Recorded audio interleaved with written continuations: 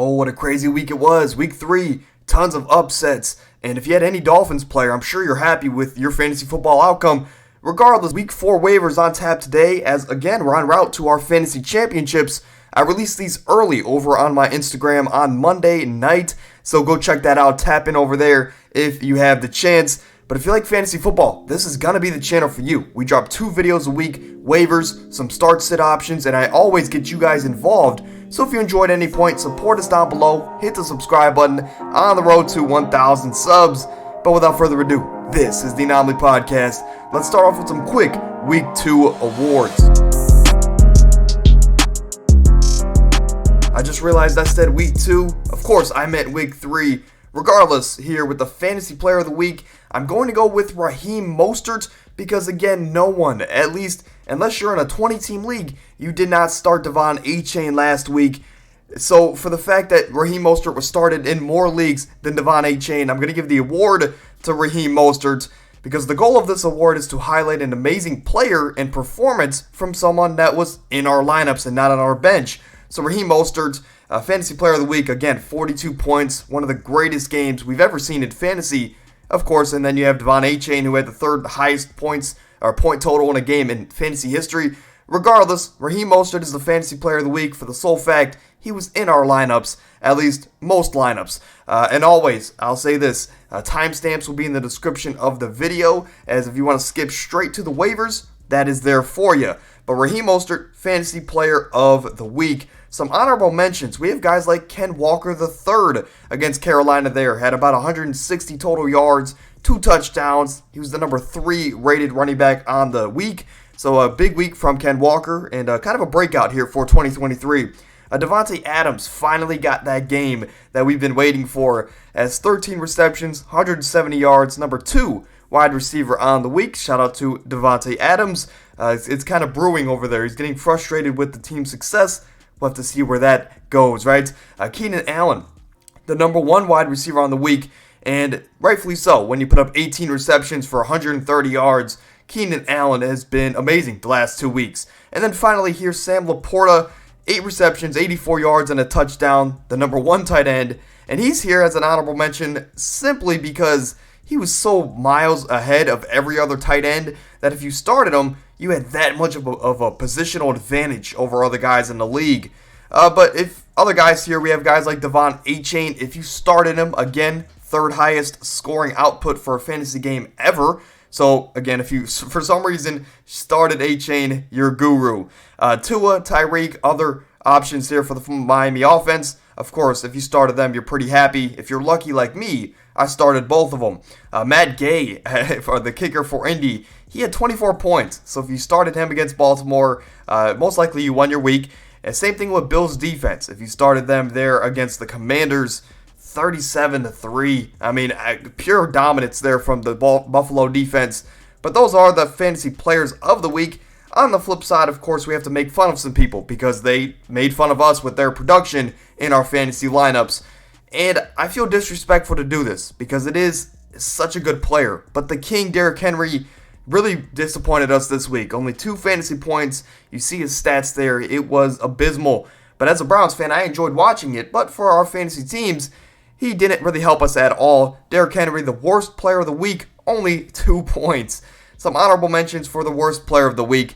We have guys like Daniel Jones, who went from having a 30-plus point week back to 5 points per week, which is what he had in week 1. So Daniel Jones, very roller coaster of a start here to start the year. Sam Howell, after a couple good weeks there to start the year, only 5 fantasy points. He had almost more interceptions than fantasy points this week, and that's obviously not a good sign. Nico Collins, after an amazing start, only 5 points this week or so, as 2 receptions, 34 yards. So, give or take if you're in a full PPR or half, it's a little bit different.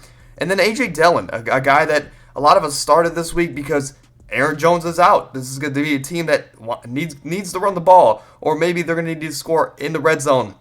But Jordan Love is just that good, and A.J. Dillon only put up about 3 points. Kind of looks like just an every week thing for him. He's kind of like Kyle Pitts, excuse me. But that is going to do it for our honorable mentions for the week. And let's get into the waiver wire. As at the quarterback position, my number one waiver here is going to be CJ Stroud. Now, I do want to say this if you're new to the channel. From 2 through 5 here, from Kenny Pickett to Jimmy Garoppolo, these are kind of just whatever order. The main thing is that if you look at the number one guy here, that would be the guy I would target at each position. So CJ Stroud at the quarterback position, only owned in about 20% of Yahoo leagues. And this is a guy that his passing volume is insane throughout his first, I guess, almost month of his NFL career, as he's throwing 40 plus times a game. He's constantly getting over 200 to 250 yards, maybe a touchdown or two.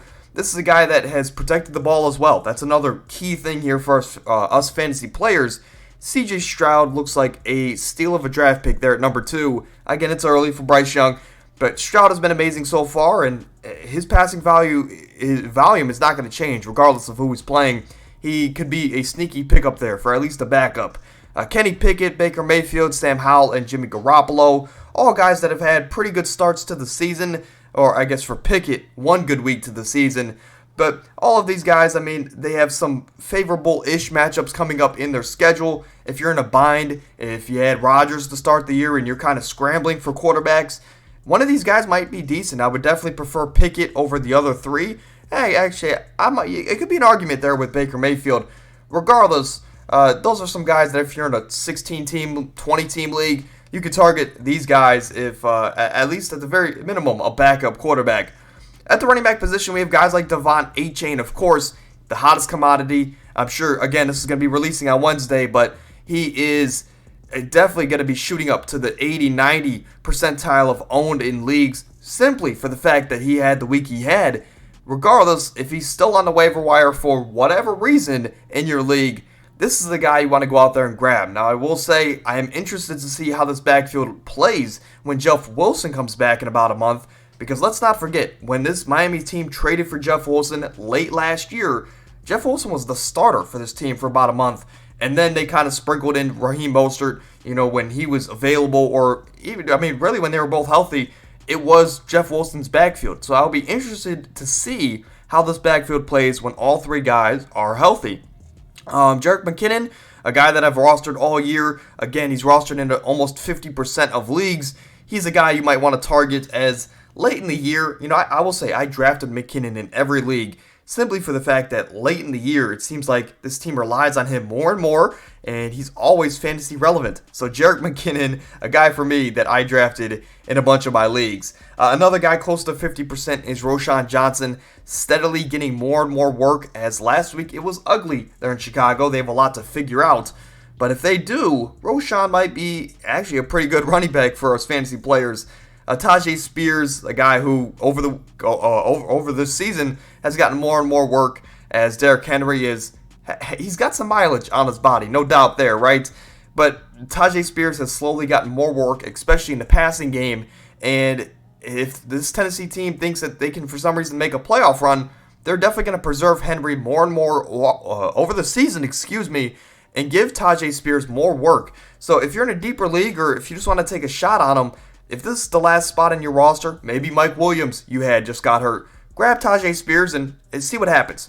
Another guy is Latavius Murray for the deeper leagues. As back-to-back week he's scored touchdowns.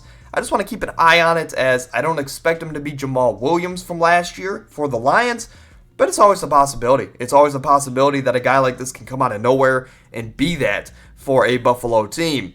At the wide receiver position, Tank Dell, number 1 guy you want to target this week. Over Devon Achane, in my opinion. But Tank Dell, to me, Houston wide receiver, again, only owned in about 32% of leagues, as that's going to skyrocket, no doubt. As last week he had 5 for 145 and a touchdown. Tank Dell is a guy that's just like CJ Stroud, just with the passing volume they have in that offense. He's someone that you can always start as a flex in your lineups, as no matter what, the volume will at least be there, and that's all we ask for as fantasy players. Quentin Johnson and Josh Palmer, 2 other guys for the Chargers offense, and it comes down to this. If you need a wide receiver for the next couple weeks to produce right away, Josh Palmer is your guy. Again, out of Tennessee there. I don't like the Vols, but regardless, Josh Palmer, if you need a guy for the next couple of weeks, that is your guy over Quentin Johnson. But if you're in a pretty good spot at the wide receiver room, grab Quentin Johnson and stash him as the last roster spot because you don't know what could happen. Quentin Johnson definitely has a higher ceiling in this offense, but Josh Palmer has the guaranteed work right now. So if you need someone right now, Josh Palmer. But if you have the depth and you want to take a shot later on in the season, Quentin Johnson could be a guy for you to stash at the end of your bench. Josh Downs, a guy that I told you guys to draft before the season, he is now making some noise, and I told you guys back-to-back weeks to pick him up. He's only owned in 2% of leagues. There's a really, really good chance that even after Tuesday, you could still go out there and grab Josh Downs as a last roster spot. If you missed out on Quentin Johnson and you're not sold on Josh Palmer, grab Josh Downs. This is a guy that is the slot receiver in an offense that in most weeks are going to have to catch up. And this is a Colts team that's actually in the lead for the AFC South. So obviously they're doing something right no matter who's the quarterback. Grab Josh Downs. He's been very productive early on. And then Romeo Doubs / Jaden Reed for Green Bay. We know Christian Watson is most likely going to be back next week. So it really just depends. Who do you believe can get that production more when Christian Watson's back? Because Romeo Doubs has been occupied by the better corners compared to Jaden Reed. However, Jaden Reed's built a connection with Jordan Love. It all depends. Who do you think is going to get that secondary work from Jordan Love when Christian Watson returns? That is going to be the biggest question, and that's what it comes down to. But a Green Bay receiver there, if you're in a bind, go ahead and grab a Jaden Reed or Romeo Doubs. I would prefer Jaden Reed. At the tight end position, Jake Ferguson. I'm going to make this one quick and simple. I've talked about him every single week for the entire season. I told you guys to draft Jake Ferguson because Dak produces fantasy-relevant tight ends, and he's done that. I mean, this Jake Ferguson's a top 10 tight end, and he's owned in less than 50% of Yahoo leagues. Grab Jake Ferguson. Luke Musgrave is a guy that I want to talk about as well. He's gaining more and more volume over the season, and he just looks like a better football player, over these weeks. And again, Jordan Love is the real deal. I've told you guys that 2 years ago over on Instagram. But Jordan Love is the real deal. He looks like everything we imagined, plus some, right, with his leadership skills and just playmaking ability. Luke Musgrave is going to be a big beneficiary of this offense throughout the year. And I think by the end of the year, this might be a guy that sneaks into the top 10 of our rankings. So Luke Musgrave, look out for him. Gerald Everett, Dawson Knox, Logan Thomas. These are all guys with favorable matchups moving forward, most notably Logan Thomas, as he's facing Philly next week. But these are just guys that have, they're going to get a couple catches in their offense. They might score a touchdown or two and end up with double-digit points, but it's nothing that's going to blow you out the water. Maybe Gerald Everett should be a little higher because he has more there's more continuity there with Justin Herbert compared to Quentin Johnston or a Josh Palmer. So if you need a tight end, Gerald Everett is actually not a bad way to go. But overall, that is going to do it for today's episode. Very quick, to the point. I wanted to get you guys in and out, just like a gas station. Of course, that's what I said on the first episode. But if you guys enjoyed it all, please listen to this. As tomorrow's episode, it's going to be the 100th podcast that I've ever done on this show. Of course, we had some fantasy stuff along the way. I don't count that. But for the podcast, it's going to be the 100th episode tomorrow. So if you have any time on your hands, support us down below, of course. But then stop back tomorrow as we're going to have Week 4 predictions on tap. And it should be tons of fun. I might bring a guest or two on here for the show. But that's going to do it here for today's episode. I'll see you guys tomorrow for the 100th episode. Thank you guys for all the support. And until then, stay happy, stay healthy. I'm out.